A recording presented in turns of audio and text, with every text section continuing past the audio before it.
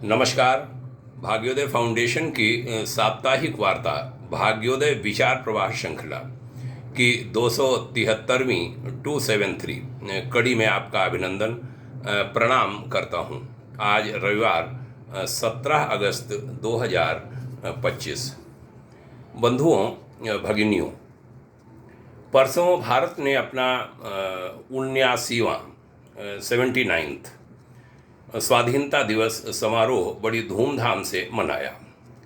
लाल किले से प्रधानमंत्री श्री नरेंद्र मोदी का भाषण जोशीला था, उम्मीदों से भरा था।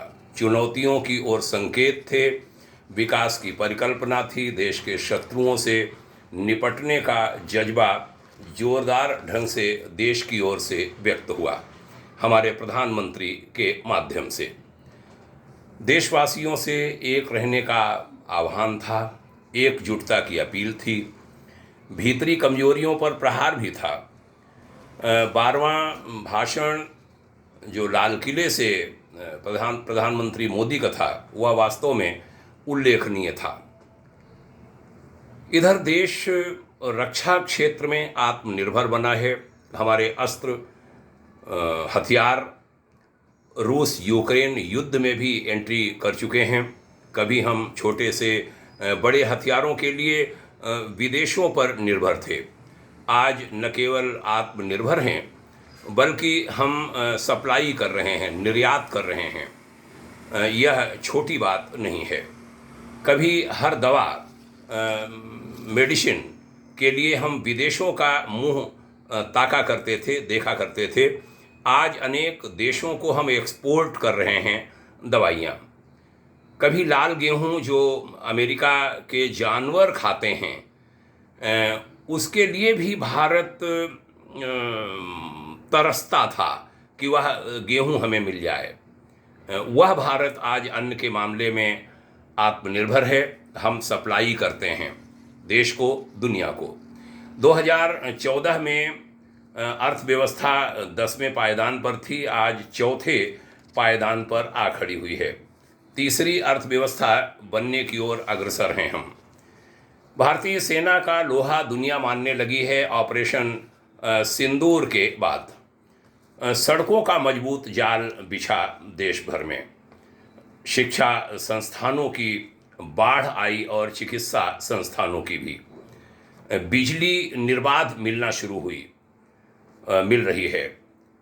हमारी जो कुकिंग गैस जैसी सुविधाएं थीं, वह बिना किसी बाधा के मिल रही हैं। शौचालय आदि की तो अनेक योजनाएं हैं ही, घर घर शौचालय, करोड़ों करोड़ लोगों के बैंक खाते, वह तो उपलब्धियां हैं ही।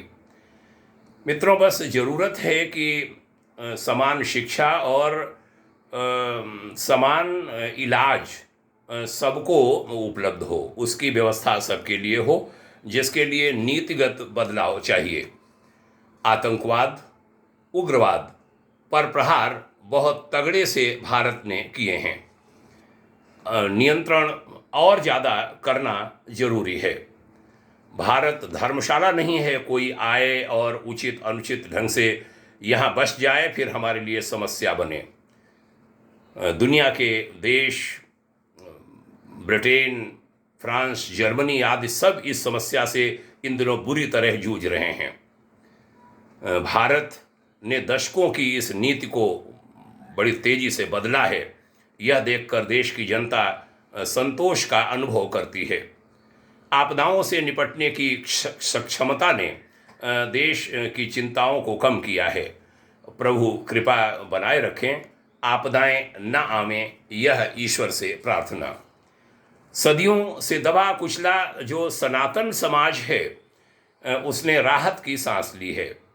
मौन रहने वाले सनातनी बोलने लगे हैं, गलत के खिलाफ आवाज उठाने लगे हैं, और वो भी पुरजोर आवाज। जरूरत है भारतीय संविधान की मूल भावना कि सब बराबर हैं, सबको बराबर न्याय मिले, उसके भाव को प्रतिष्ठित कर देने की, जिसमें अभी देर लग रही है। बारी देश की जनता की है, वह सजग हो, जहां गलत दिखे वहां वह बोले, जहां अच्छा हो उसकी सराहना करे।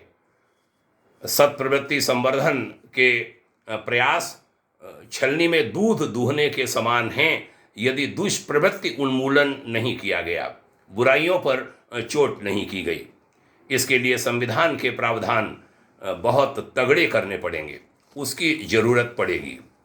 झूठ बोलने वाले, झूठे मुकदमे करने वाले, न्यायालय में असत्य बयान देने वाले, उनकी नागरिकता तक खत्म करने की बात हो, ऐसे कड़े कानून लाने की ज़रूरत है। और सब कुछ समयबद्ध करना पड़ेगा। न्यायालयों पर से बोझ कम करना देश की पहली प्राथमिकता हो। फिर न्यायाधीशों की जवाबदेही तय करते हुए त्वरित न्याय, सस्ता न्याय की परिकल्पना पर हमारे देश में काम हो। तीसरी सरकार अभियान के प्रणेता, भाग्योदय परिवार के अभिन्न शुभचिंतक, मेरे अनुजवत मित्र डॉक्टर चंद्रशेखर प्राण की 20 वर्ष की साधना से जो सूत्र निकले हैं, उनको केंद्रीय कानून मंत्रालय, केंद्रीय गृह मंत्रालय और विभिन्न राज्य सरकारें संज्ञान में लें, यह निवेदन भाग्योदय फाउंडेशन करता है। काफ़ी काम किया पड़ा है, पूरी तैयारी है, सरकार का काम आसान हो जाएगा।